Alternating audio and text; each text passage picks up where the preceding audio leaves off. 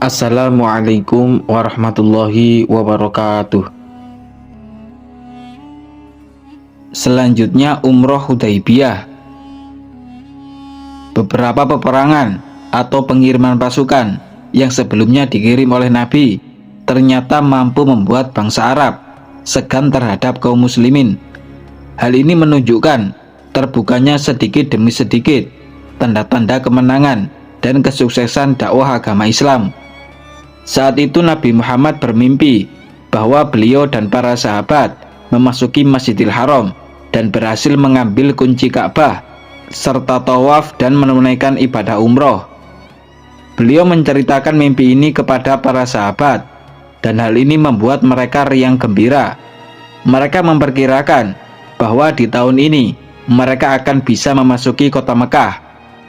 Tidak lama setelah itu, Nabi mengumumkan untuk menunaikan ibadah umroh, sehingga para sahabat mulai mempersiapkan diri. Beberapa kelompok kaum muslimin dari luar kota Madinah juga ada yang ikut di perjalanan ini. Nabi berangkat menunggangi untanya yang bernama Qaswa. Beliau menunjuk Ibnu Ummi Maktum sebagai pemimpin sementara Madinah. Beliau ditemani istrinya yang bernama Ummu Salamah dan 1.400 kaum muslimin. Mereka tidak membawa senjata perang, melainkan hanya senjata yang biasa dibawa oleh musafir, yaitu berupa pedang tersarung atau pedang yang dimasukkan ke dalam selongsongannya.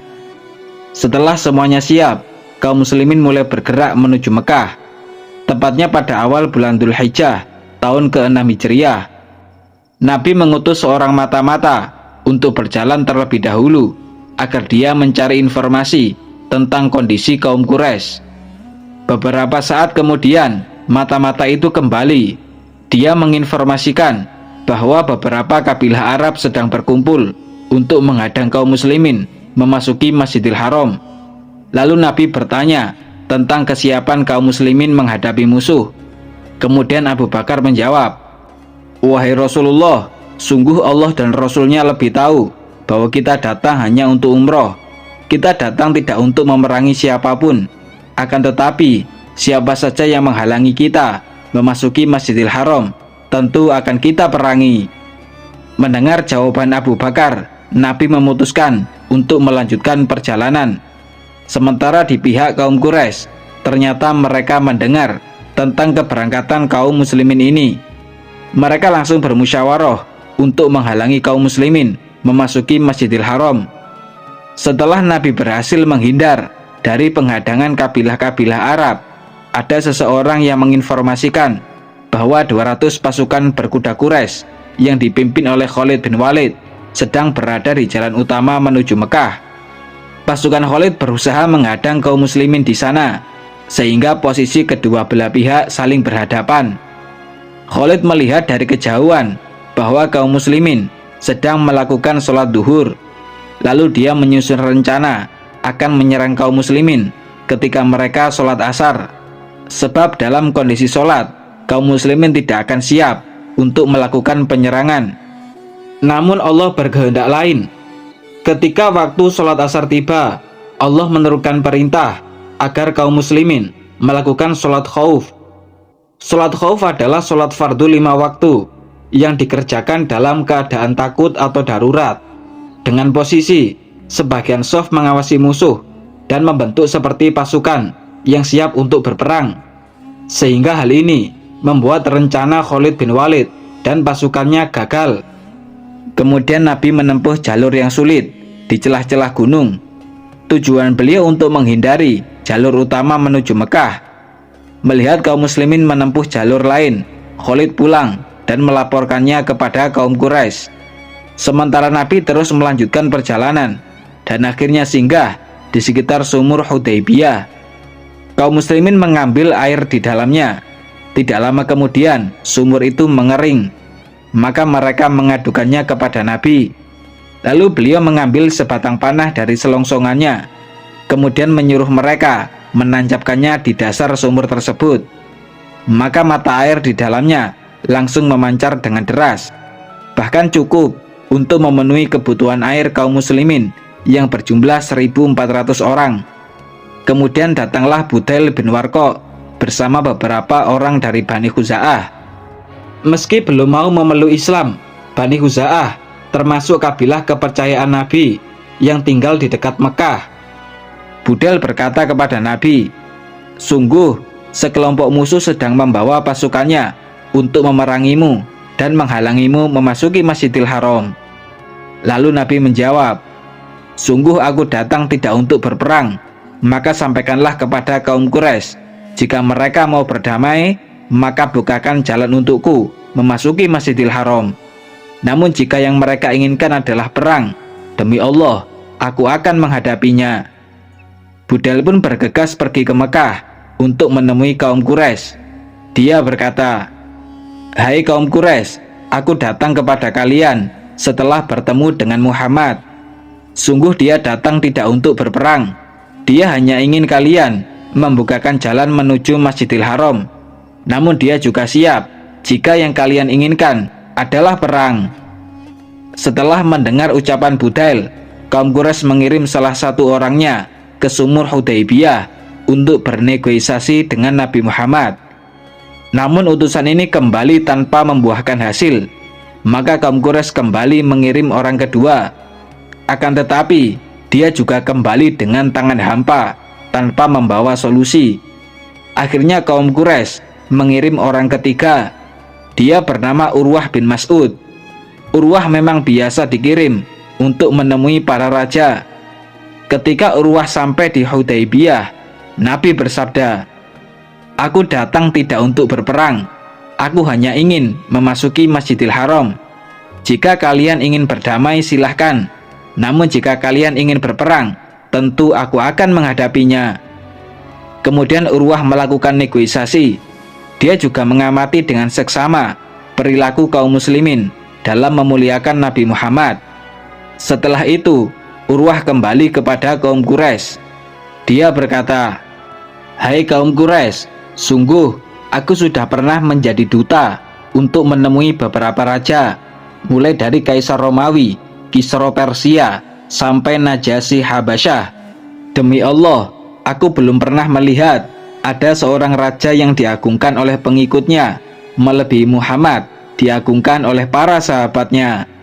Demi Allah, jika Muhammad meludah, selalu ada di antara sahabatnya yang menadahinya dengan tangan, lalu diusapkannya ke wajah dan kulitnya. Jika Muhammad memberi perintah, mereka berebut untuk melaksanakannya. Jika dia berwudu, mereka hampir berkelahi untuk memperebutkan sisa air wudunya. Jika Muhammad sedang berbicara, mereka merendahkan suaranya. Tidak pernah mereka memandang wajah Muhammad dengan tatapan tajam, karena mereka sangat menghormatinya. Dan sekarang Muhammad mengajak kita berdamai, maka terimalah ajakan damainya." Mendengar ucapan Urwah, para pemimpin kaum Quraisy sepakat untuk berdamai. Sementara itu, Nabi mengutus Umar bin Khattab menemui mereka. Akan tetapi Umar keberatan. Dia berkata, "Wahai Rasulullah, di Mekah aku tidak punya keluarga yang bisa melindungiku. Sebaiknya engkau mengutus Utsman bin Affan, karena dia punya banyak keluarga yang bisa melindunginya." Maka beliau memberi tugas itu kepada Utsman, karena Utsman memang keluarga dekat Abu Sufyan bin Harb. Sebelum berangkat, beliau berpesan, "Hai Utsman, sampaikan kepada kaum Quraisy bahwa kedatangan kita tidak untuk berperang, melainkan hanya untuk umroh. Selain itu ajaklah mereka kepada Islam, lalu temuilah saudara muslimin dan muslimah yang masih berada di Mekah, dan kabarkan kepada mereka bahwa kemenangan Islam tinggal selangkah lagi. Juga sampaikan bahwa Allah akan memenangkan agamanya di Mekah, hingga mereka tidak perlu lagi menyembunyikan keislamannya." Setelah itu Utsman pun berangkat untuk menemui kaum Quraisy. Ketika sampai di perbatasan Mekah, kaum Quraisy bertanya, "Hei Utsman, apa yang engkau inginkan?" Lalu Utsman mulai menyampaikan pesan dari Nabi. Kemudian salah satu orang Quraisy bernama Aban bin Sa'id menyambut Utsman dan menyiapkan kuda untuknya.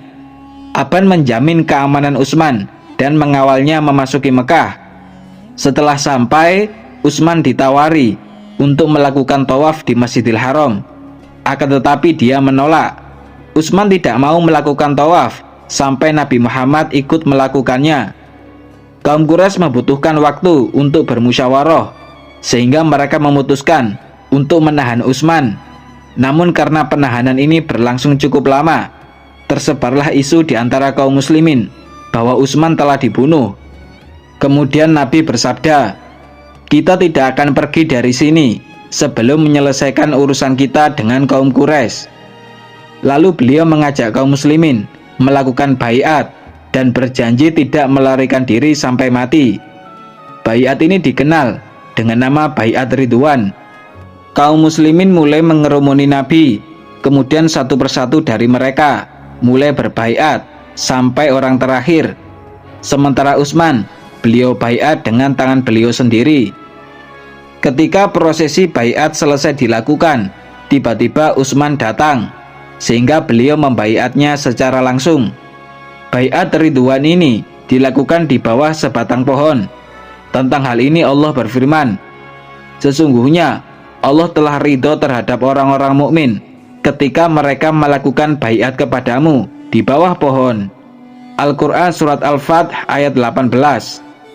Setelah Utsman dikembalikan kepada kaum muslimin, kaum Quraisy mengutus Suhail bin Amr untuk mewakili mereka melakukan perjanjian damai. Mereka berpesan kepada Suhail bahwa Nabi Muhammad harus mengurungkan niatnya ke Masjidil Haram di tahun ini.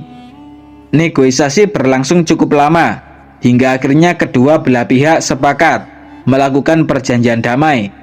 Berikut ini isi perjanjiannya. Poin pertama, kaum muslimin harus membatalkan umrohnya tahun ini dan tidak boleh memasuki Mekah. Baru di tahun berikutnya, kaum muslimin boleh masuk ke sana dan tinggal selama 3 hari tanpa membawa senjata, kecuali senjata yang biasa dibawa oleh musafir. Poin kedua, tidak boleh ada peperangan di antara kaum muslimin dan kaum Quraisy selama 10 tahun. Poin ketiga, jika ada kabilah lain yang ingin bergabung dengan kaum muslimin diperbolehkan. Jika ada yang ingin bergabung dengan kaum Quraisy juga diperbolehkan, dan kabilah tersebut juga terikat dengan isi perjanjian ini. Poin keempat, jika ada orang laki-laki Quraisy yang pergi ke pihak kaum muslimin tanpa seizin walinya, atau dia pergi melarikan diri, maka dia harus dikembalikan ke Mekah.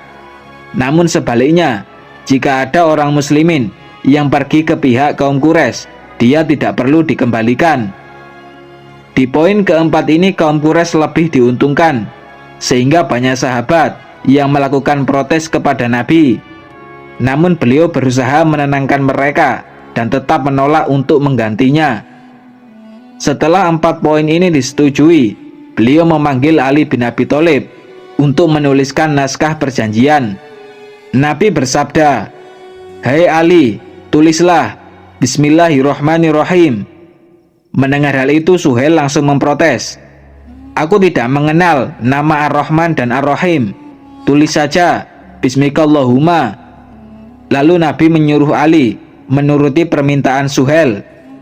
Kemudian beliau kembali menyuruh Ali, "Hai Ali, tulislah, ini perjanjian damai yang dibuat oleh Muhammad Rasulullah."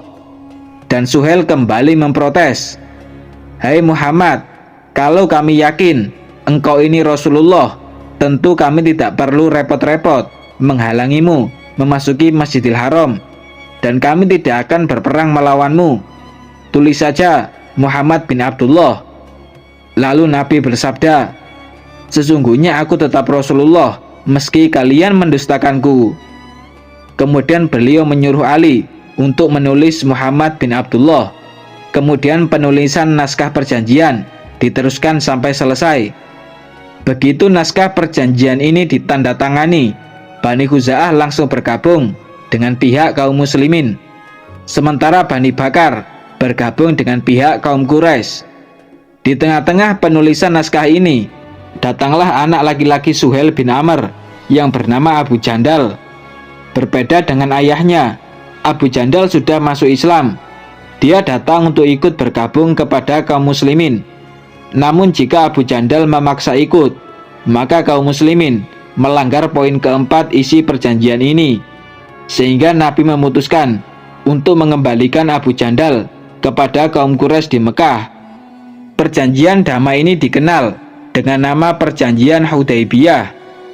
Umrah yang terhenti ini juga membuat Umar bertanya kepada Nabi, "Wahai Rasulullah, mengapa umrah kita terhenti?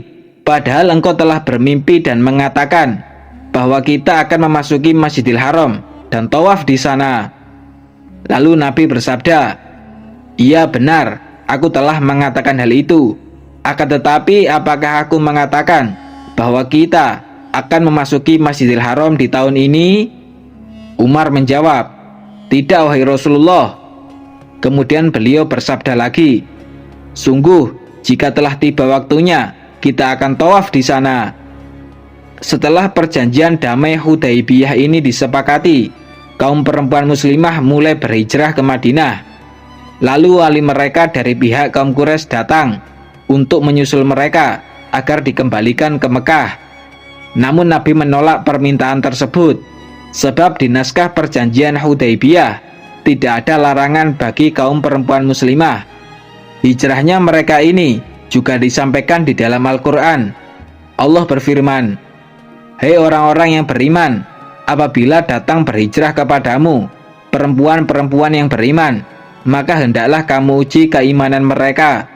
Allah lebih mengetahui tentang keimanan mereka. Maka jika kamu telah mengetahui bahwa mereka benar-benar beriman, maka janganlah kamu kembalikan mereka kepada suami-suami mereka orang-orang kafir. Mereka tiada halal bagi orang-orang kafir itu, dan orang-orang kafir itu tiada halal pula bagi mereka. Dan berikanlah kepada suami-suami mereka mahar yang telah mereka bayar, dan tiada dosa atasmu mengawini mereka apabila kamu bayar kepada mereka maharnya. Dan janganlah kamu tetap berpegang pada tali perkawinan dengan perempuan-perempuan kafir." Al-Quran Surat Al-Mumtahanah ayat 10. Setelah ayat ini turun, Nabi membaiat para perempuan muslimah agar mereka berjanji tidak akan menyekutukan Allah, tidak mencuri, tidak berzina, tidak membunuh anak-anaknya, tidak berbuat dusta di antara tangan dan kaki mereka, dan selalu taat kepada Nabi Muhammad dalam hal kebaikan. Setelah mereka semua sepakat, Nabi bersabda, "Sungguh aku telah membaiat kalian." Perjanjian Hudaybiyah ini merupakan tanda kemenangan besar bagi kaum muslimin, sebab di poin kedua dan poin ketiga perjanjian ini berbunyi bahwa tidak boleh ada peperangan di antara kaum muslimin dan kaum Quraisy bersama sekutunya masing-masing selama 10 tahun. Hal ini menunjukkan bahwa kaum Quraisy sudah tidak mampu lagi memerangi kaum muslimin. Mereka sudah melupakan kedudukannya sebagai pemimpin agama di wilayah Jazirah Arab. Yang mereka pikirkan sekarang hanya keselamatan diri mereka sendiri. Bahkan jika seluruh penduduk Jazirah Arab masuk Islam, kaum Quraisy sudah pasrah dan tidak mau ikut campur lagi. Di setiap peperangan, kaum muslimin memang selalu merampas harta musuh. Tujuannya agar para musuh-musuh itu tidak punya kekuatan lagi untuk menyerang kaum muslimin. Nabi juga seringkali mengirim pasukan untuk melakukan serangan dadakan di tempat tinggal atau markas musuh. Tujuan beliau agar kekuatan mereka bisa dilumpuhkan dengan cepat, sebab jika dibiarkan begitu saja, mereka bisa menjadi semakin besar, seperti besarnya pasukan musuh pada saat meletusnya perang Khandaq. Peperangan berdarah di antara kaum muslimin dan para musuh-musuh itu juga tidak bertujuan untuk merampas harta, menghabisi nyawa, atau memaksa mereka memeluk Islam. Akan tetapi kaum muslimin ingin semua orang mempunyai kebebasan untuk beragama. Dia boleh masuk Islam ataupun mempertahankan kekafirannya. Namun jika ada kelompok yang melakukan penindasan dan menghalang-halangi orang masuk Islam, tentu kaum muslimin akan bangkit untuk memerangi mereka. Kebebasan beragama ini juga disampaikan di dalam Al-Quran. Allah berfirman, "Maka barang siapa yang ingin beriman, hendaklah ia beriman, dan barang siapa yang ingin kafir, biarlah ia kafir. Al-Quran Surat Al-Kahfi ayat 29. Dengan adanya kebebasan beragama seperti ini, dakwah agama Islam mengalami peningkatan besar-besaran. Sebelum perjanjian Hudaybiyah, jumlah kaum muslimin hanya sekitar 3.000 orang. Dalam jangka waktu 2 tahun, tepatnya pada saat penaklukan kota Mekah, jumlah kaum muslimin membengkak menjadi 10.000 orang. Bahkan 2 tahun kemudian, yaitu pada saat Haji Wada, jumlah umat Islam meledak hingga mencapai 144.000 orang. Setelah perjanjian Hudaybiyah, Nabi Muhammad dan kaum muslimin kembali ke Madinah. Mereka hidup dengan aman dan tentram. Lalu ada seorang laki-laki muslim yang bernama Abu Basir. Abu Basir berhasil melarikan diri dari Mekah. Lalu dia datang ke Madinah untuk berlindung. Namun Nabi menyuruhnya untuk kembali, sebab ini melanggar isi perjanjian Hudaybiyah poin keempat. Maka Abu Basir segera keluar dan memilih tinggal di daerah pesisir di luar Madinah. Ternyata Abu Jandal juga berhasil meloloskan diri dari Mekah. Lalu dia ikut bergabung dengan Abu Basir. Bahkan setelah itu, setiap laki-laki muslim yang melarikan diri dari Mekah langsung bergabung dengan Abu Basir di daerah pesisir, sehingga terkumpullah di situ komunitas kaum muslimin yang cukup besar. Lalu mereka mulai menghadang setiap kafilah dagang kaum Quraisy yang lewat dan merampas harta bendanya. Abu Basir dan teman-temannya terus melakukan hal ini, hingga akhirnya kaum Quraisy terpaksa mengirim surat kepada Nabi agar Abu Basir dan teman-temannya itu diperbolehkan bergabung dengan kaum muslimin di Madinah dan tidak perlu lagi dikembalikan ke Mekah. Dengan dikirimnya surat ini, secara tidak langsung kaum Quraisy membatalkan isi perjanjian Hudaybiyah poin keempat, sehingga sejak hari itu kaum muslimin bebas melakukan hijrah ke Madinah. Setelah perjanjian ini, tepatnya sekitar tahun 7 Hijriah, ada 3 pemuda kaum Quraisy yang memeluk Islam. Mereka adalah Amr bin As, Khalid bin Walid, dan Utsman bin Tolhah. Mereka ini termasuk pemuda pilihan. Ketika mereka bertiga datang kepada Nabi untuk menyatakan masuk Islam, beliau bersabda, "Sungguh Mekah telah menyerahkan jantung hatinya kepada kita." Demikianlah terjadinya perjanjian Hudaybiyah yang menjadi tanda kemenangan dakwah agama Islam dan awal berhentinya permusuhan kaum Quraisy terhadap Nabi Muhammad. Selanjutnya, dakwah kepada para raja dunia. Setelah kaum Quraisy berdamai di perjanjian Hudaybiyah, Nabi Muhammad melebarkan sayap dakwah agama Islam kepada para raja dunia, tepatnya di awal tahun ke-7 Hijriah. Sebelum itu, ada salah satu sahabat yang menyarankan untuk membuat stempel agar para raja tersebut mau membaca surat dari Nabi. Maka beliau membuat cincin dari perak yang dipahat dengan tulisan Muhammad Rasulullah.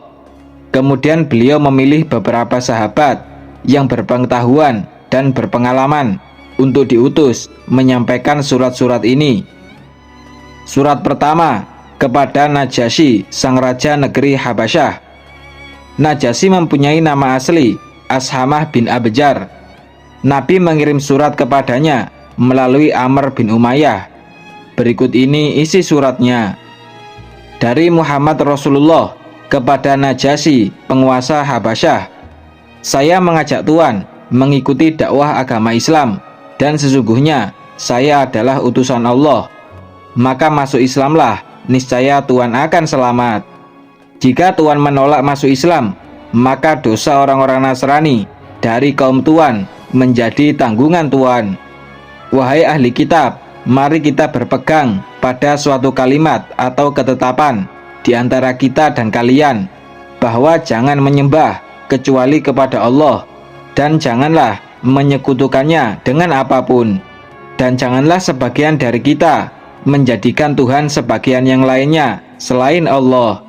Dan jika kalian berpaling, maka katakanlah dan bersaksilah bahwa kami adalah orang-orang muslim yang berserah diri kepada Allah.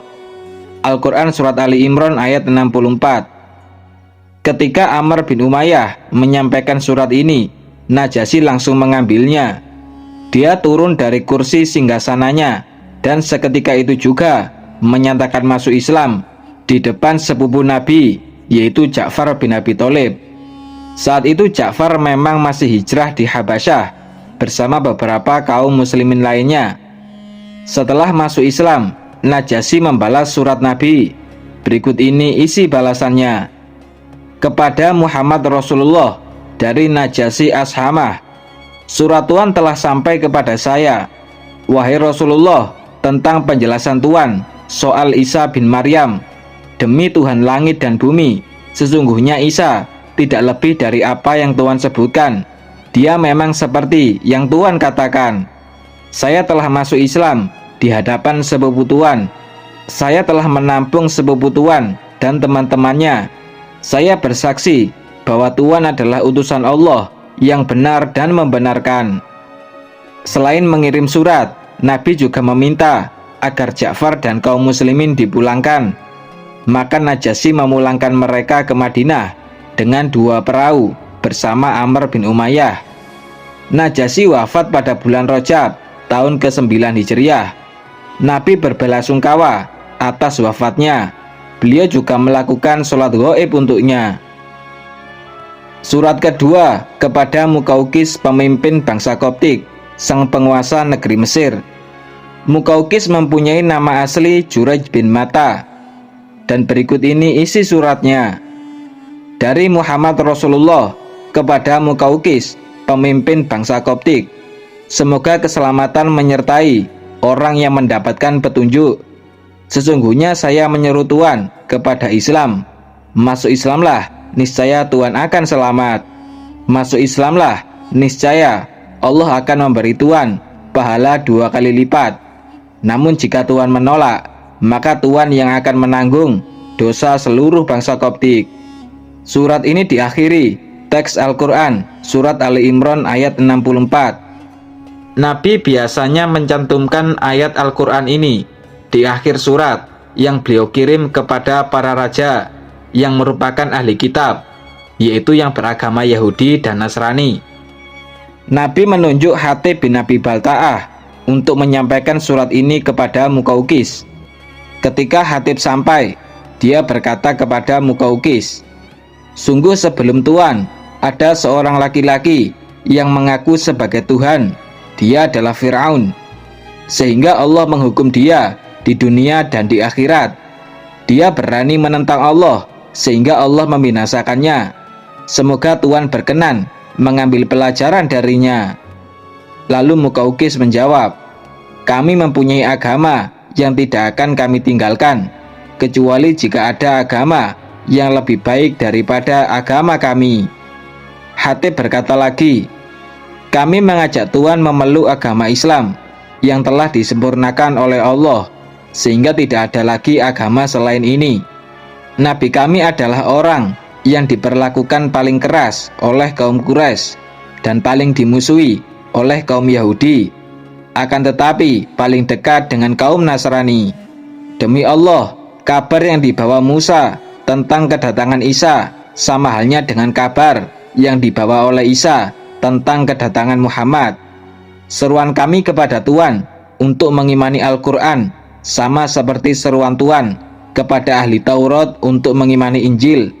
Karena setiap nabi yang bertemu dengan suatu kaum, mereka itu adalah umatnya, maka wajib bagi mereka untuk mematuhinya. Dan Tuhan termasuk salah satu orang yang bertemu dengan nabi ini. Namun meski begitu, kami tidak melarang Tuhan untuk tetap memeluk agama Nasrani." Kemudian Muqawqis menjawab, "Aku telah memerhatikan tentang nabi ini. Sepanjang pengetahuanku, dia memang tidak memerintahkan untuk menghindari agama Nasrani, tidak pula melarang mencintainya. Aku tidak melihatnya sebagai tukang sihir yang sesat, tidak juga seperti dukun yang dusta.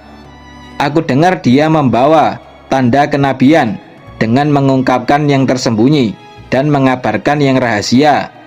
Namun mengenai agamamu ini, aku akan mempertimbangkannya terlebih dahulu."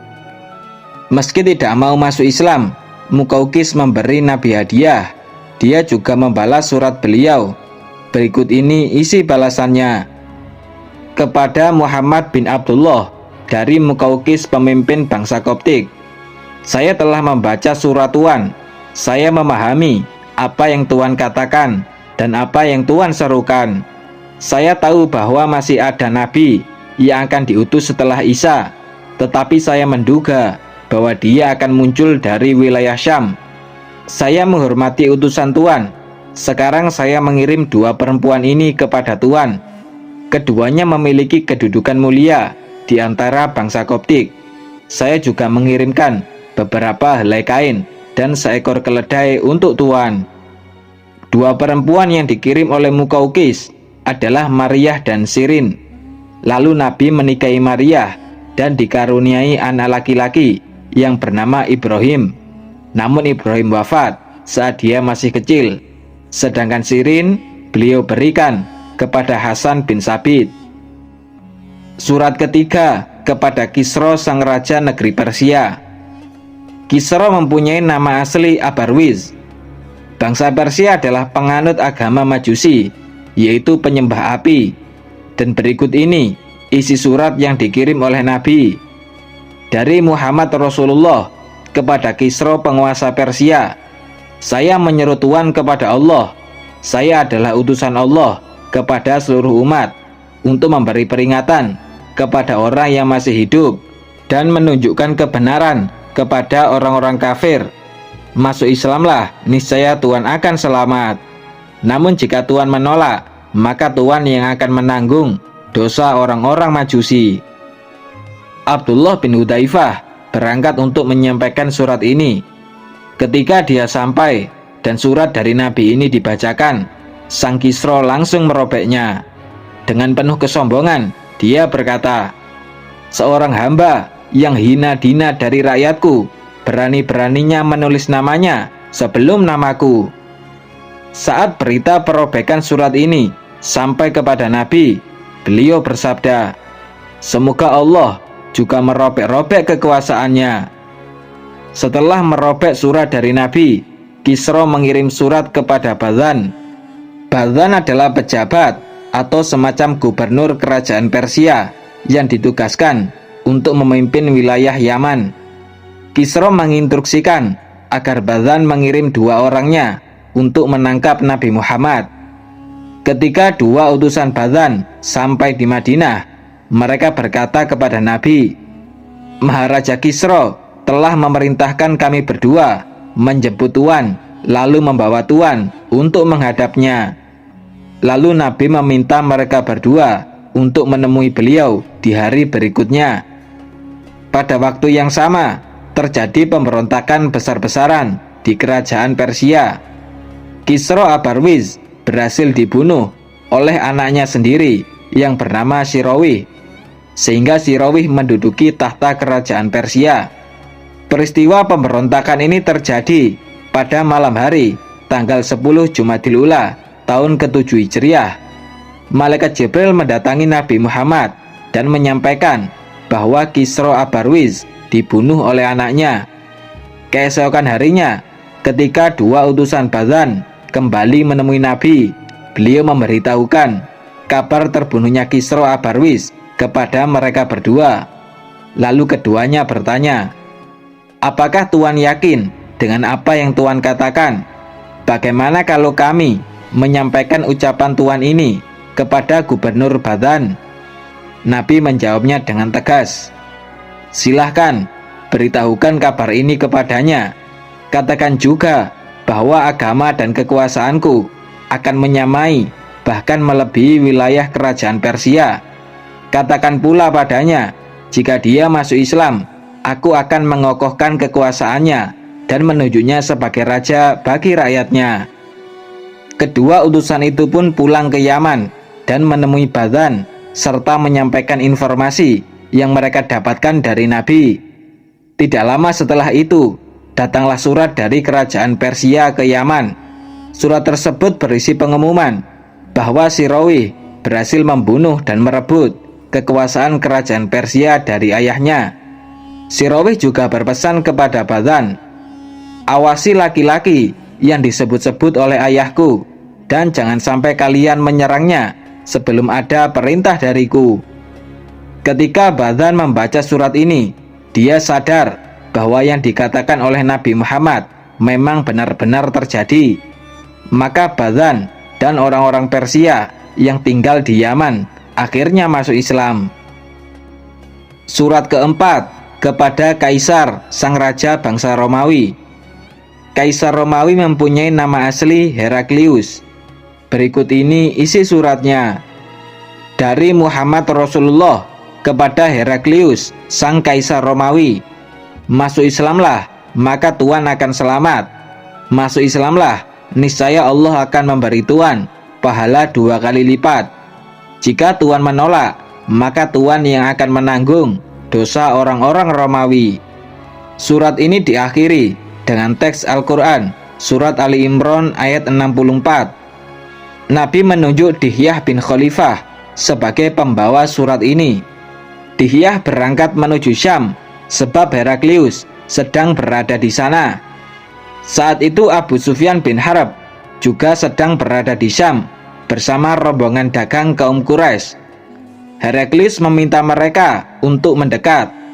Lalu Heraklius bertanya, "Siapa di antara kalian yang nasabnya paling dekat dengan laki-laki yang mengaku sebagai nabi ini?" Abu Sufyan menjawab, "Saya Tuan, sayalah yang paling dekat nasabnya dengan dia." Mendengar hal itu, Heraklius menyuruh Abu Sufyan untuk maju dan duduk di depannya. Kemudian terjadilah percakapan panjang di antara mereka berdua yang membahas tentang kebenaran kerasulan Nabi Muhammad. Heraklius bertanya, "Bagaimana nasabnya di antara kalian?" Abu Sufyan menjawab, "Dia mempunyai garis nasab yang baik."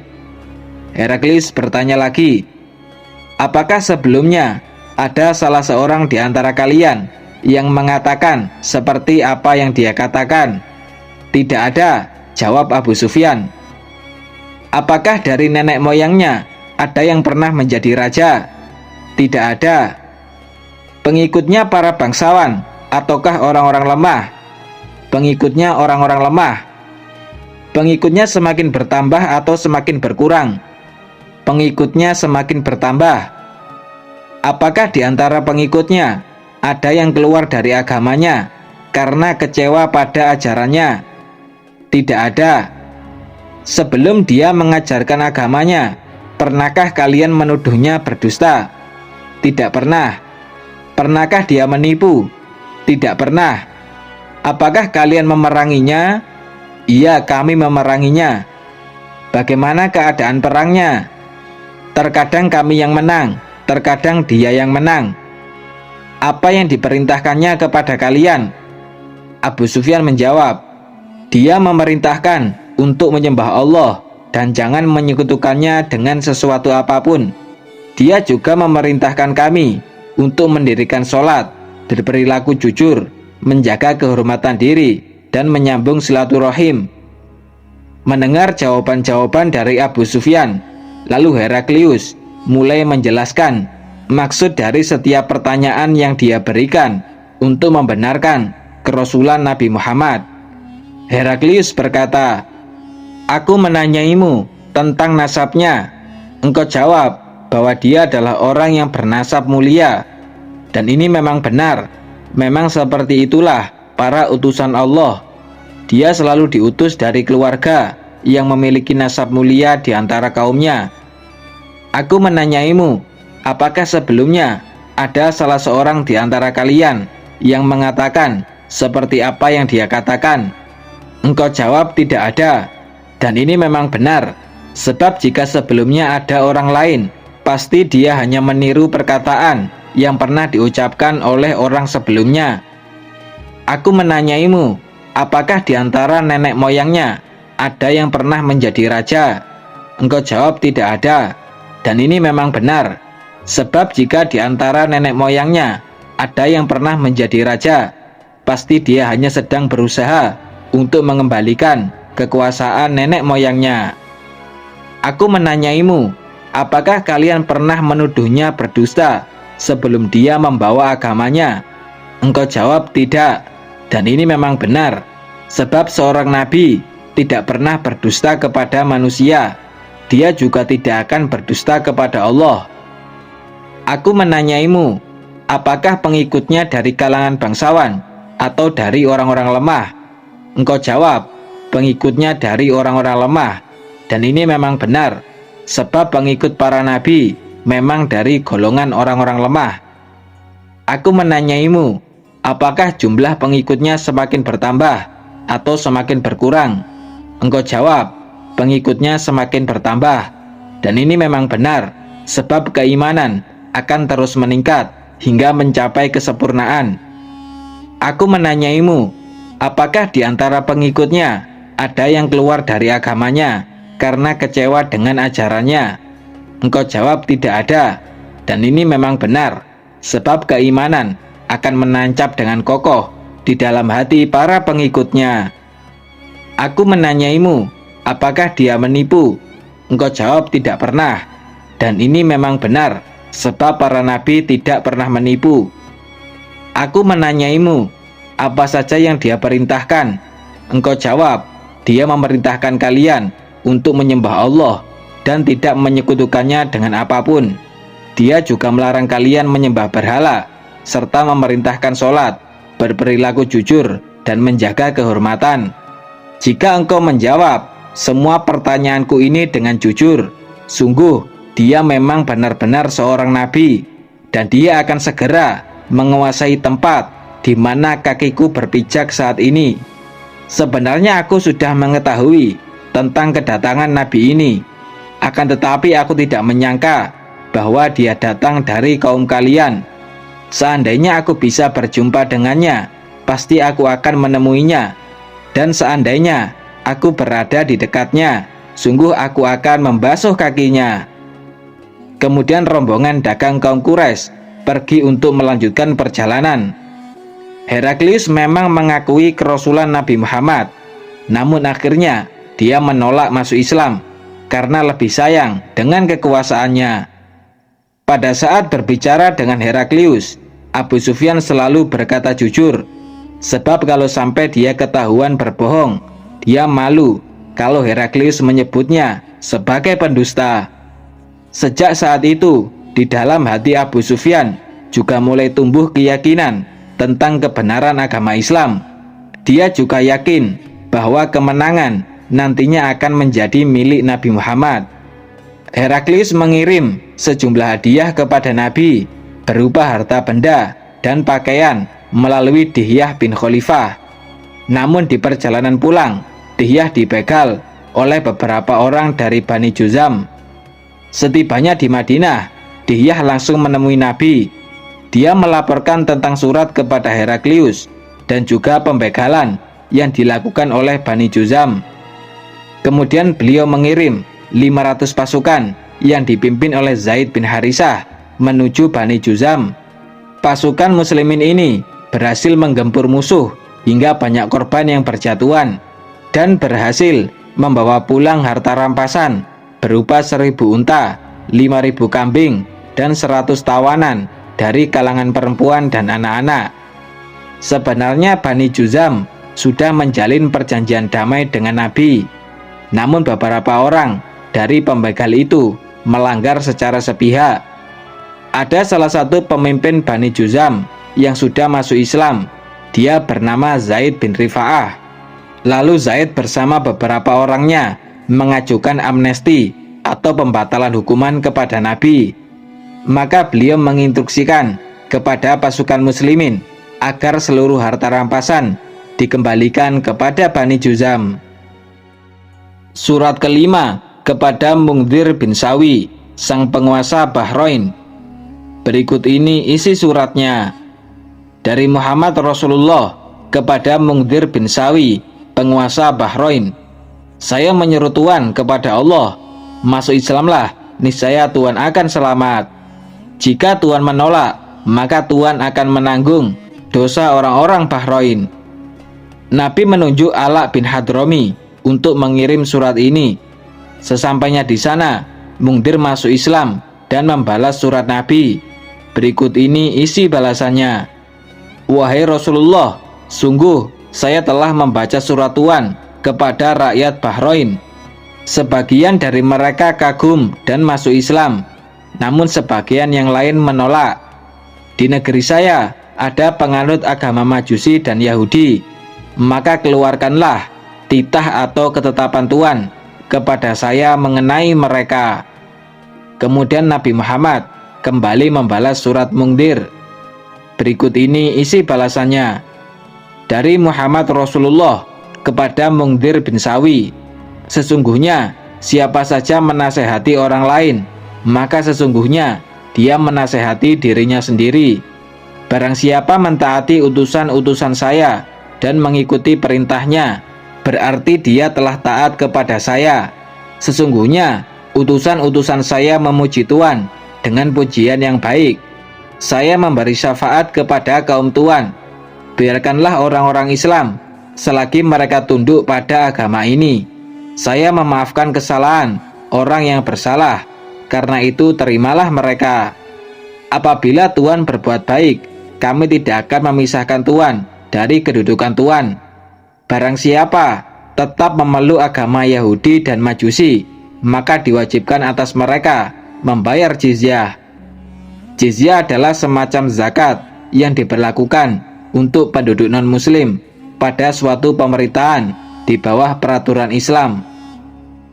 Surat ke-6 kepada Haudah bin Ali, sang penguasa Yamamah.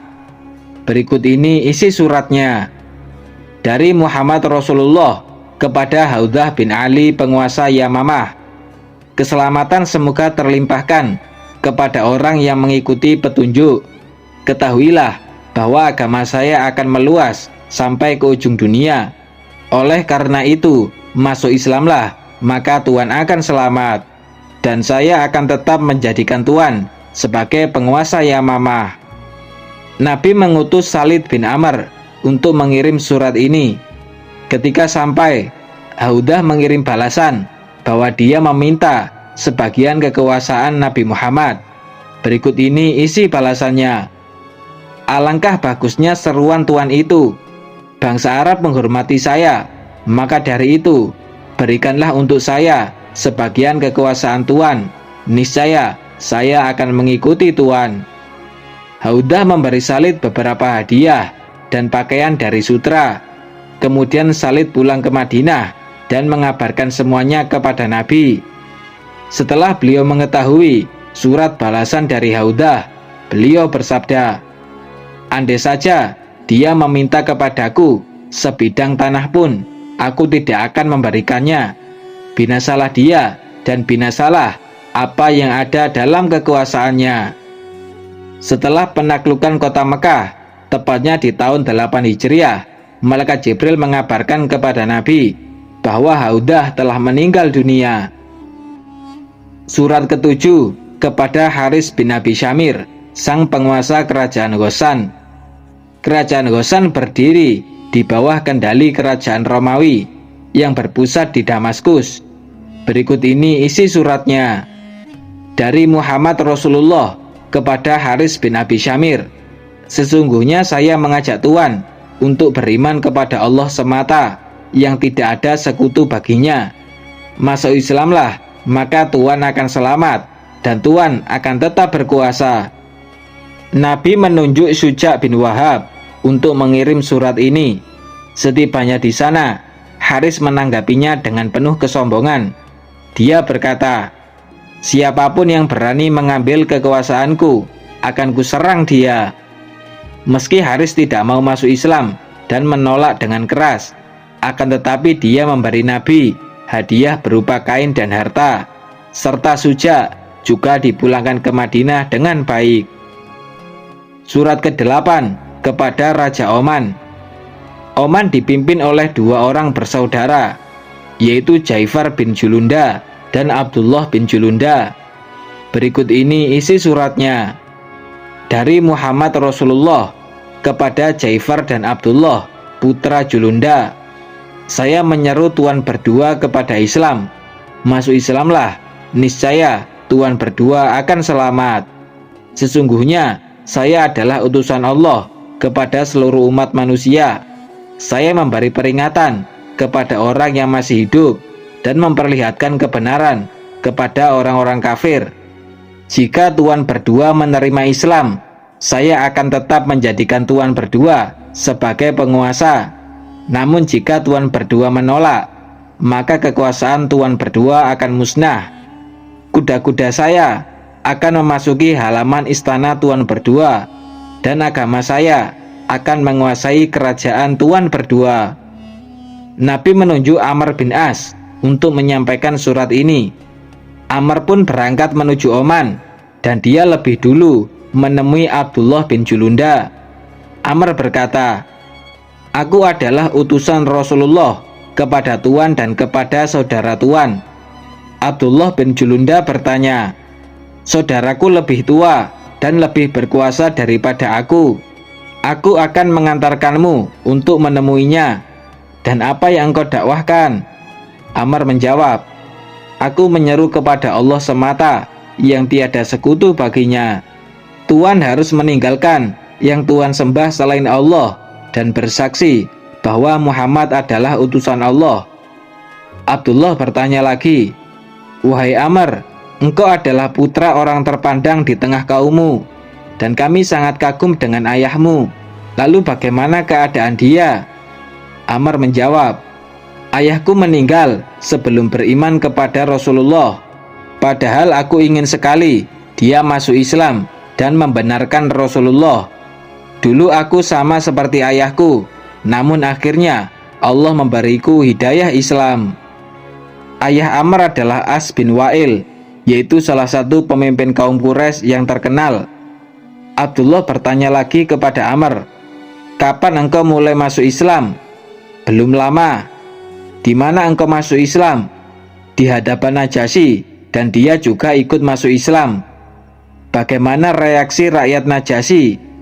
"Mereka tetap mengakui Najasyi sebagai raja dan tetap mengikutinya." "Apakah para pendetanya juga masuk Islam?"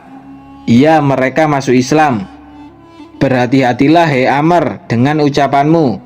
Tidak ada sifat laki-laki yang lebih buruk daripada pendusta. Sungguh aku tidak berdusta, agama kami melarangnya." Mungkin Heraklius tidak mengetahui keislaman Najasyi. Heraklius sudah mengetahuinya. "Dari mana engkau tahu?" Sebelumnya Najasyi selalu menyetorkan pajak kepada Heraklius. Namun setelah dia masuk Islam, 1 dirham pun Najasyi tidak mau membayarnya. Bagaimana respon Heraklius tentang hal itu? Kemudian Amr mulai menceritakan respon Heraklius. Sungguh saudara Heraklius yang bernama Yanak bertanya, "Akankah engkau biarkan Najasyi menolak menyerahkan pajak kepadamu dan menganut agama Islam?" Lalu Heraklius menjawab, "Najasyi mencintai suatu agama, kemudian memilih agama itu bagi dirinya. Lantas apa yang bisa aku lakukan? Demi Allah, seandainya tidak karena sayang dengan kekuasaanku, pasti aku akan memeluk agama Islam seperti Najasyi." Mendengar cerita Amr tentang Heraklius dan agama Islam, Abdullah berkata, "Tidakkah engkau berdusta dengan apa yang baru saja engkau ceritakan?" "Demi Allah, aku berkata jujur kepada Tuhan." "Apa yang diperintahkan oleh nabimu dan apa yang dia larang?" "Beliau memerintahkan untuk taat kepada Allah dan melarang berbuat maksiat. Beliau memerintahkan untuk berbuat baik dan menjalin kekerabatan. Beliau melarang ketidakadilan, permusuhan, perzinaan, minum minuman keras, serta menyembah batu, berhala, dan salib." Mendengar penjelasan Amr, Abdullah berkomentar, "Alangkah bagusnya yang didakwahkannya. Seandainya saudaraku mau mengikuti keinginanku, pasti kami akan masuk Islam. Namun saudaraku ini sangat sayang kepada kekuasaannya, dan hal ini menjadi beban dosa baginya." Lalu Amr menjawab, "Jika dia mau memeluk Islam, Rasulullah akan tetap menjadikannya sebagai pemimpin bagi rakyatnya." Dia juga bisa mengambil zakat dari orang-orang kaya untuk diberikan kepada orang-orang miskin. Sungguh itu adalah akhlak yang baik, jawab Abdullah. Lalu dia menemui saudaranya dan menceritakan semua perkataan yang diinformasikan oleh Amr. Hingga akhirnya Jaifar memanggil Amr untuk menghadap. Amr mulai mendekat dan memberikan surat dari Nabi. Jaifar dan Abdullah mulai membacanya. Lalu Jaifar bertanya, "Bisakah engkau ceritakan kepadaku apa yang telah diperbuat oleh kaum Quraisy?" Amr menjawab, "Mereka sudah banyak yang memeluk Islam. Ada yang karena memang tertarik pada agama ini. Ada juga yang karena kalah dalam peperangan. Siapa yang mengikutinya? Orang-orang yang bersimpati pada Islam dan memilihnya dari agama lain. Mereka sudah memahami dengan akal mereka, dikuatkan dengan petunjuk Allah, bahwa mereka dahulu berada dalam kesesatan. Aku tidak mengetahui seorang pun yang tetap berada dalam kesalahan seperti ini, kecuali Tuhan. Jika Tuhan tidak masuk Islam hari ini dan tidak beriman kepada Muhammad, pasukan berkuda akan datang. Oleh karena itu, masuk Islamlah agar Tuhan selamat. Nabi kami pasti tetap menjadikan Tuhan sebagai pemimpin bagi rakyat Tuhan, dan Tuhan tidak akan diserang oleh pasukan kudanya." Mendengar penjelasan Amr, Jaifar menjawab, "Beri aku waktu untuk berpikir, dan kembalilah di hari berikutnya." Maka keesokan harinya, Amr kembali menemui Jaifar. Jaifar berkata, "Kemarin aku sudah merenungkan agamamu, dan aku berpikir aku akan menjadi orang Arab yang paling lemah jika sampai memberikan hartaku kepada agamamu. Namun jika pasukan kuda nabimu sampai di sini, pasti akan terjadi peperangan yang dahsyat." Mendengar jawaban berbelit dari Jaifar, Amr berkata dengan tegas, "Kalau begitu, besok aku akan pulang." Setelah yakin bahwa Amr benar-benar akan pulang ke Madinah, Abdullah berbicara empat mata dengan Jaifar. Abdullah berkata, "Yang kita putuskan ini tidak seperti yang lain, sebab setiap kaum yang didatangi oleh utusan Muhammad sudah memenuhi panggilan Islam." Maka keesokan harinya, Jaifar dan Abdullah memanggil Amr, dan keduanya menyatakan masuk Islam. Demikianlah 8 surat yang dikirim kepada para raja, yang membuat nama Islam dan nama Nabi Muhammad semakin dikenal penduduk dunia. Selanjutnya pengiriman 2 pasukan dan meletusnya perang Khaybar. Pasukan pertama menuju sumur Dukorot. Saat itu Nabi mengutus pembantunya yang bernama Robah untuk mendatangi tempat pengembalaan unta beliau yang sedang diperah susunya.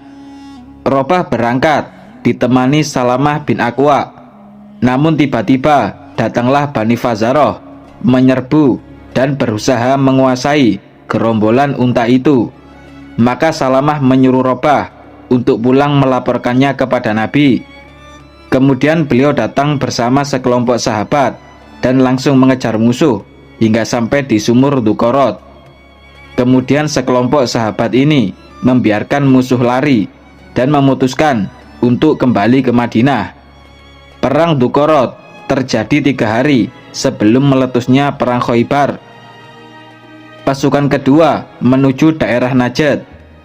Sebelum pergi meninggalkan Madinah, Nabi Muhammad terlebih dahulu mengirim sejumlah pasukan yang dipimpin oleh Aban bin Sa'id pada bulan Safar tahun ke-7 Hijriah. Keberangkatan pasukan ini untuk menakut-nakuti orang-orang Badui pedalaman agar ketika pasukan muslimin berangkat ke Khaybar, Madinah lebih aman, sebab mereka selalu mengintai dan mencari kelengahan kota Madinah untuk melakukan perampasan dan perampokan. Pasukan Aban ini berangkat menuju daerah Najd untuk menakut-nakuti musuh. Ketika mereka pulang ke Madinah, barulah Nabi Muhammad dan pasukan muslimin berangkat menuju Khaybar. Khaybar adalah kota besar yang memiliki benteng pertahanan dan ladang yang luas. Saat itu ada 3 kelompok besar yang paling gencar permusuhannya terhadap agama Islam. Mereka adalah kaum Quraisy, kaum Yahudi Khaybar, dan Bani Ghatafan. Kaum Quraisy sudah berhasil ditundukkan oleh Nabi melalui perjanjian damai Hudaybiyah, sehingga musuh Islam hanya tersisa 2 kelompok. Di antara 2 musuh itu, yang paling berbahaya adalah kaum Yahudi Khaybar. Mereka ini adalah dalang di balik meletusnya perang Khandaq. Mereka juga menjadi pusat militer, pusat persekongkolan, pengkhianatan, dan sumber pemicu peperangan.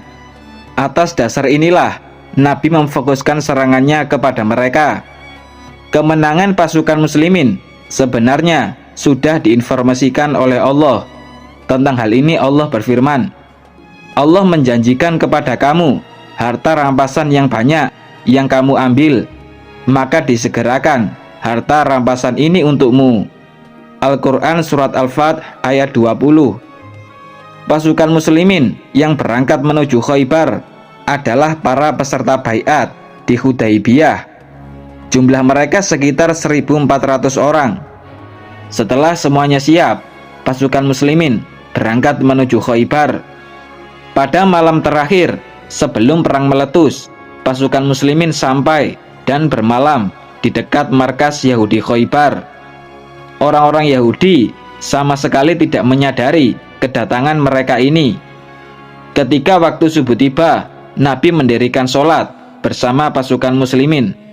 Setelah itu, pasukan bersiap-siap untuk melakukan penyerangan. Sementara penduduk Khaybar mulai keluar sambil membawa peralatan pertanian. Dengan tenang mereka pergi menuju ladang. Pada saat inilah pasukan muslimin melakukan serangan dadakan, sehingga mereka langsung lari menyelamatkan diri ke dalam benteng pertahanan.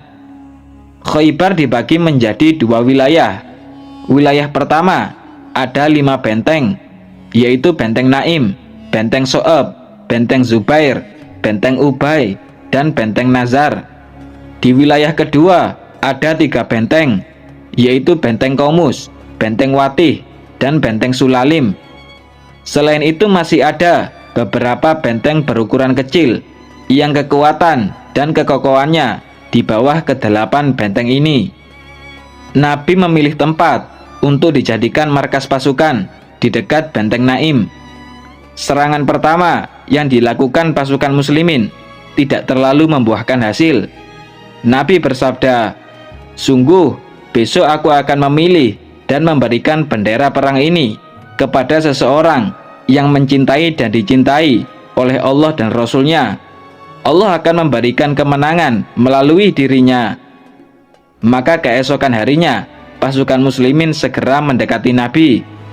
Masing-masing dari mereka berharap untuk diberi kepercayaan membawa bendera peperangan. Lalu Nabi bertanya, di mana Ali bin Abi Thalib?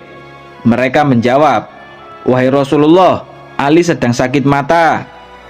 Kemudian beliau meminta mereka untuk memanggil Ali.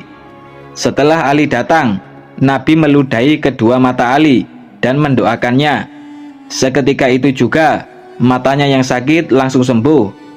Lalu beliau menyerahkan bendera perang pasukan muslimin kepada Ali. Beliau juga berpesan, hai Ali, pimpinlah pasukanmu ini sampai tiba di halaman benteng musuh. Tawarkan dulu kepada mereka untuk masuk Islam. Jelaskan kewajiban mereka terhadap Allah. Sungguh jika ada salah satu musuh yang menerima hidayah Allah melalui dirimu, itu jauh lebih baik daripada engkau memiliki hewan terbaik dan termahal. Benteng pertama yang diserang oleh pasukan muslimin adalah Benteng Naim. Benteng ini ibarat ujung tombak pertahanan musuh karena lokasinya sangat strategis. Benteng ini dipimpin oleh seseorang yang bernama Marhab. Pasukan muslimin mulai mendekat ke halaman benteng musuh. Ali juga mulai menawarkan kepada mereka untuk masuk Islam. Akan tetapi mereka menolaknya dengan mentah-mentah. Lalu Marhab keluar dari dalam benteng untuk menantang duel pasukan muslimin melalui sebuah syair. Mendengar tantangan itu, Amir bin Aqwa langsung bangkit dan menjawab syair marhab. Lalu keduanya saling mendekat dan secara serentak saling melancarkan serangan. Amir berusaha keras menebas kaki marhab, namun nasibnya kurang beruntung dan akhirnya Amir gugur. Nabi bersabda, "Sungguh Amir gugur sebagai syahid. Dia sudah berusaha dan telah berjuang." Kemudian marhab kembali menantang duel pasukan muslimin melalui sebuah syair. Maka Ali bin Abi Thalib membalas syair itu dan langsung duel dengan marhab. Hingga akhirnya Ali berhasil menebas kepala marhab. Setelah itu, keluarlah saudara laki-laki marhab yang bernama Yasir. Yasir keluar dari benteng untuk menantang duel pasukan muslimin. Tantangan ini diterima oleh sepupu Nabi, yaitu Zubair bin Awam. Ketika Zubair berdiri, ibunya Zubair langsung berkata kepada Nabi, "Wahai Rasulullah, dia akan membunuh anakku." Lalu Nabi menjawab, "Tidak mungkin, anakmu lah yang akan membunuhnya." Dan ternyata benar, di duel ini Zubair berhasil membunuh Yasir. Kemudian kedua kubu saling serang hingga terjadi pertempuran sengit. Beberapa pemimpin pasukan musuh tewas, sehingga serangan mereka semakin melemah. Pertempuran di benteng ini berlangsung selama beberapa hari, dan pasukan muslimin terus menyerang mereka tanpa ampun, hingga akhirnya mereka mundur dari benteng Naim menuju benteng kedua, yaitu benteng So'ab. Pasukan muslimin mengepung benteng kedua ini selama 3 hari. Lalu ada salah satu sahabat yang mengadu kepada Nabi, "Wahai Rasulullah, sungguh kami sangat lapar dan kami sudah tidak punya apa-apa." Mendengar hal itu, Nabi berdoa, "Ya Allah, sesungguhnya Engkau mengetahui keadaan mereka yang tak punya apa-apa, maka bukakanlah bagi mereka benteng yang paling besar dan yang paling banyak menyimpan makanan." Pasukan muslimin terus menggempur musuh dengan gigih.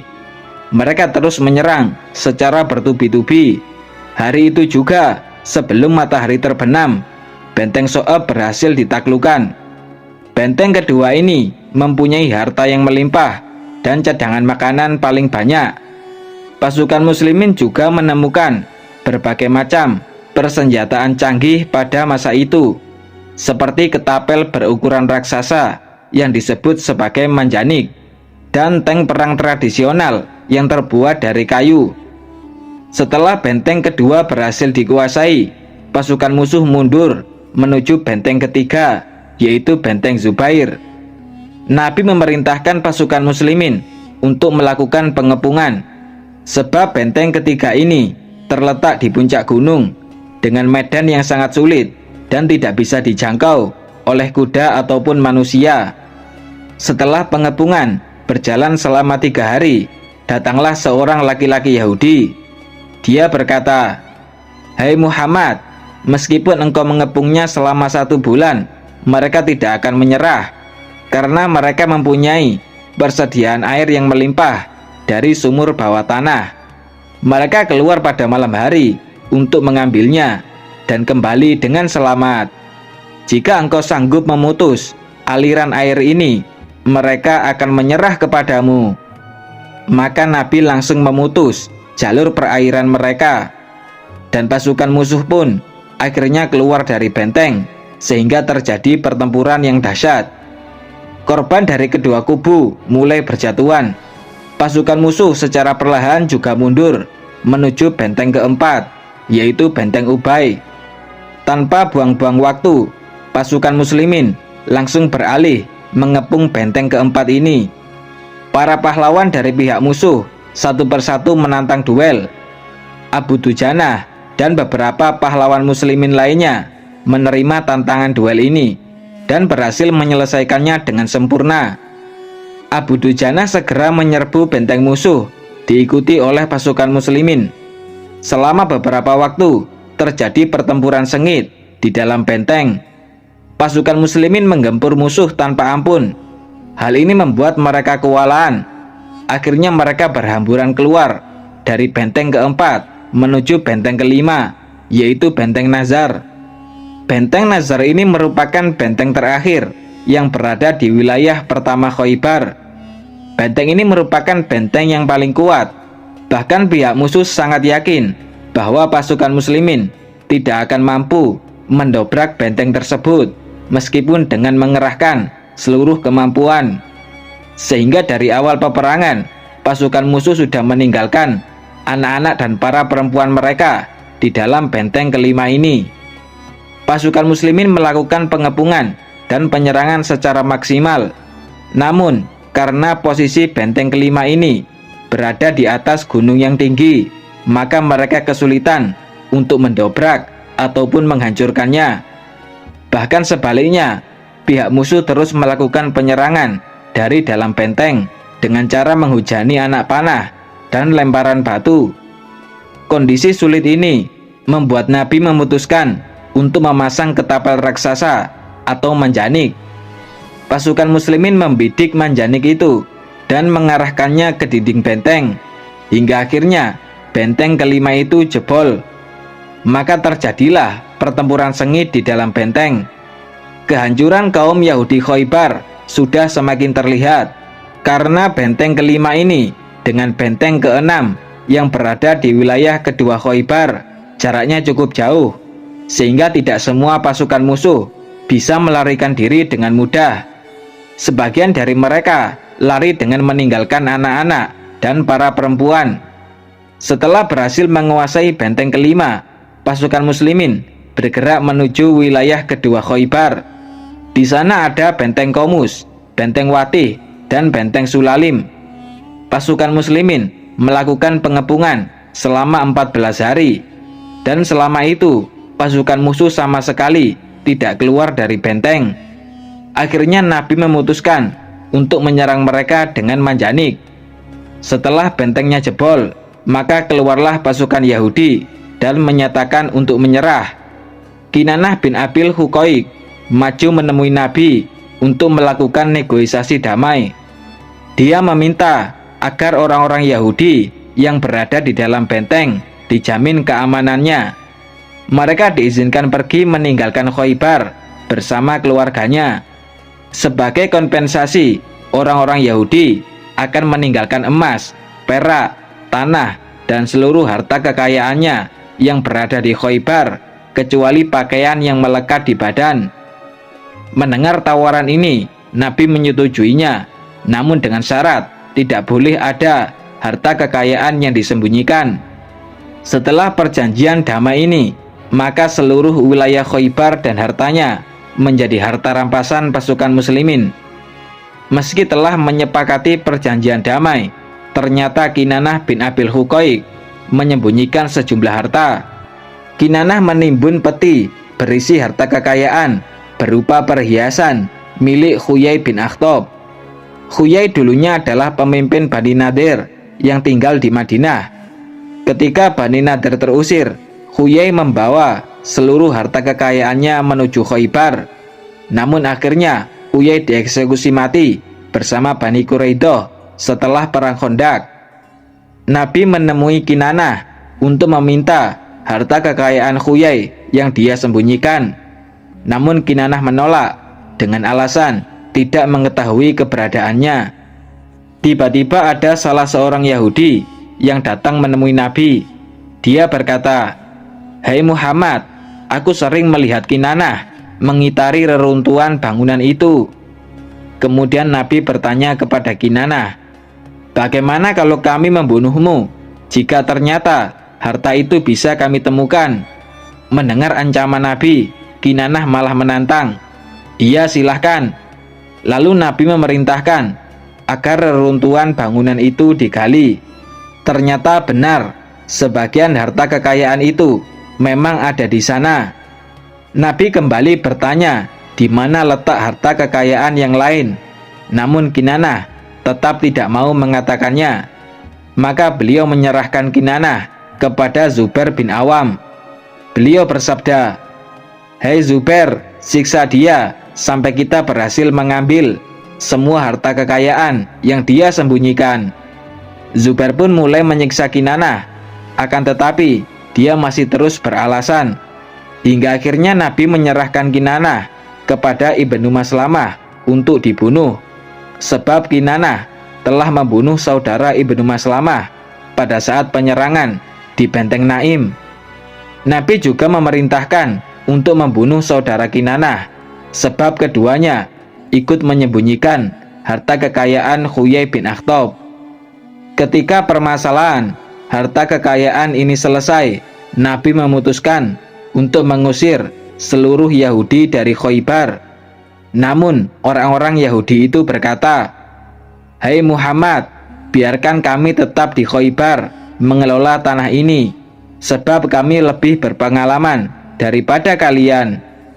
Setelah dipikir-pikir, ternyata tawaran ini ada benarnya, sebab Nabi dan para sahabat tidak punya tenaga dan waktu untuk mondar-mandir mengelolanya. Akhirnya Nabi memutuskan untuk menyerahkan pengelolaan tanah Khaybar kepada orang-orang Yahudi dengan sistem bagi hasil. Beliau membagi tanah Khaybar menjadi 3.600 bagian. Setengahnya, yaitu 1.800 bagian, menjadi harta rampasan milik Nabi Muhammad dan pasukan muslimin. Sementara 1.800 sisanya digunakan untuk kepentingan dakwah agama Islam. Di peperangan ini, bagian harta rampasan Nabi tidak 1/5, akan tetapi sama seperti satu orang pasukan muslimin lainnya. Secara keseluruhan, rincian pembagian harta rampasan perang Khaybar sama seperti biasanya, yaitu satu pasukan mendapat 1 bagian, sementara satu pasukan berkuda mendapat 3 bagian, 2 bagian untuk kudanya, dan 1 bagian untuk penunggangnya. Harta rampasan di perang Khaybar ini sangat melimpah, sehingga pasukan muslimin bisa makan kurma sampai puas. Saat itu, sepupu Nabi, yaitu Ja'far bin Abi Thalib, bersama kaum muslimin lainnya pulang dari negeri Habasyah. Sebagian dari mereka ada yang langsung pulang ke Madinah, sedangkan sebagian yang lain menyusul Nabi ke Khaybar. Melihat kedatangan Ja'far, Nabi menyambut dan mencium dahinya. Beliau bersabda, "Demi Allah, aku tidak tahu apa yang lebih membuatku bahagia, penaklukan Khaybar atau kedatangan Ja'far." Setelah berhasil menguasai Khaybar, Nabi menikahi Sofiyah. Sofiyah adalah anak perempuan pemimpin Bani Nadir, yaitu Huyai bin Akhtab. Saat itu Sofiyah baru saja melangsungkan pernikahan dengan Kinanah bin Abil Huqaiq. Ketika Kinanah dibunuh karena pengkhianatannya, Sofiyah menjadi tawanan. Lalu Nabi menawarkan Islam kepadanya, dan ternyata dia mau menerimanya. Kemudian beliau memerdekakan dan menikahi Sofiyah. Ketika perang selesai dan Nabi merasa tenang berada di Khaybar, beliau diberi makanan racun oleh seorang perempuan Yahudi bernama Zainab binti Haris. Sebelumnya Zainab bertanya-tanya daging bagian mana yang paling disukai oleh Nabi. Akhirnya dia mendapatkan informasi bahwa yang paling beliau sukai adalah bagian paha kambing. Ketika para perempuan memasak, Zainab membubuhkan racun di semua bagian daging, dan khusus di bagian paha dia perbanyak racunnya. Ketika makanan ini dihidangkan kepada Nabi, beliau mengambil daging bagian paha dan mulai mengunyahnya. Akan tetapi belum sampai ditelan, Nabi sudah memuntahkannya kembali. Beliau bersabda, "Tulang ini mengabarkan kepadaku bahwa dagingnya dibubuhi racun." Maka Nabi memanggil Zainab, dan ternyata dia mengakuinya. Beliau bertanya, "Apa yang membuatmu melakukan hal ini?" Zainab menjawab, "Aku pernah berkata kepada diriku sendiri, jika memang Muhammad seorang raja, aku ingin membunuhnya. Namun, jika dia benar-benar seorang nabi, pasti dia akan diberitahu tentang racun di dalam daging ini." Mendengar jawaban Zainab, Nabi pergi dan tidak menghukumnya. Namun saat itu, ada salah satu sahabat yang sempat memakan daging dan menelannya.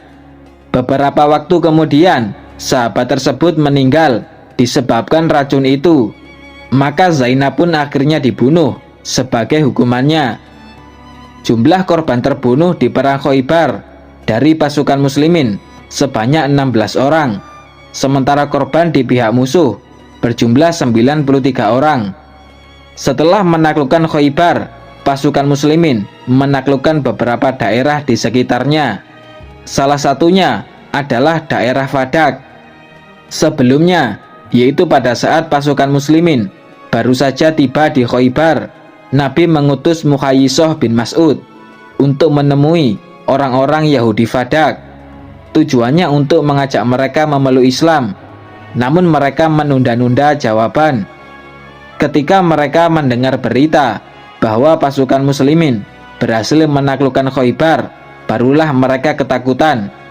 Lalu orang-orang Yahudi Fadak mengirim utusan kepada Nabi untuk menawarkan perdamaian, dan mereka juga bersedia untuk menyerahkan separuh hasil panen Fadak. Dan ternyata tawaran ini disetujui oleh Nabi. Fadak murni menjadi milik Nabi karena pasukan muslimin tidak sampai diterjunkan untuk berperang. Setelah Fadak tunduk, beliau memusatkan perhatiannya ke wilayah Wadil Qura. Ketika pasukan muslimin datang, mereka langsung menyerang dengan panah. Maka Nabi menyiapkan pasukan untuk melakukan penyerangan. Penduduk Wadil Qura terlebih dahulu ditawari untuk memeluk Islam, akan tetapi mereka menolak. Bahkan ada 11 orang yang maju satu persatu untuk menantang duel. Akan tetapi mereka semua berhasil dibunuh oleh Zubair bin Awam, Ali bin Abi Thalib, dan beberapa sahabat lainnya. Setiap kali satu orang terbunuh, mereka ditawari untuk masuk Islam, namun mereka terus menolak, sehingga Nabi memutuskan untuk melakukan penyerangan hingga sore hari. Dan keesokan harinya, pasukan muslimin kembali melakukan penyerangan. Tidak lama setelah itu, orang-orang Yahudi Wadil Qura menyatakan untuk menyerah. Mereka meminta untuk berdamai dengan menyerahkan semua harta benda yang mereka miliki. Sama seperti di Khaybar, di wilayah Wadil Qura ini, pasukan muslimin juga mendapat harta rampasan yang melimpah, mulai dari harta kekayaan hingga tanah yang pengelolaannya diserahkan kepada orang-orang Yahudi di tempat ini. Kabar penaklukan pasukan muslimin di Khaybar, Fadak, dan Wadil Qura ternyata didengar oleh orang-orang Yahudi Taima. Lalu mereka mengirim utusan untuk mengadakan perjanjian damai dengan Nabi. Kemudian beliau mengirim surat balasan bahwa orang-orang Yahudi di Taima aman. Mereka tidak dimusuhi dan tidak diusir, akan tetapi harus membayar jizyah. Setelah menaklukkan wilayah Khaybar dan daerah sekitarnya, Nabi mengajak pasukan muslimin untuk pulang ke Madinah. Di tengah perjalanan, di akhir malam, Nabi mengajak pasukan untuk beristirahat agar mereka bisa tidur. Beliau bersabda kepada Bilal bin Rabah, "Hai Bilal, engkau jangan tidur dan jagalah kami malam ini." Namun karena sudah tidak kuat menahan rasa kantuk, Bilal pun akhirnya tertidur pulas. Ketika waktu sholat subuh tiba, tidak ada satupun pasukan muslimin yang terbangun. Orang yang pertama kali bangun adalah Nabi Muhammad. Saat itu, sinar matahari di waktu duha sudah menyengat. Kemudian beliau keluar untuk bersuci, lalu sholat subuh bersama pasukan muslimin. Pada akhirnya mereka tiba di Madinah pada bulan Rabiul Awal, tahun ke-7 Hijriah. Demikianlah keberhasilan Nabi Muhammad dan pasukan muslimin dalam menaklukkan daerah Khaybar dan wilayah sekitarnya.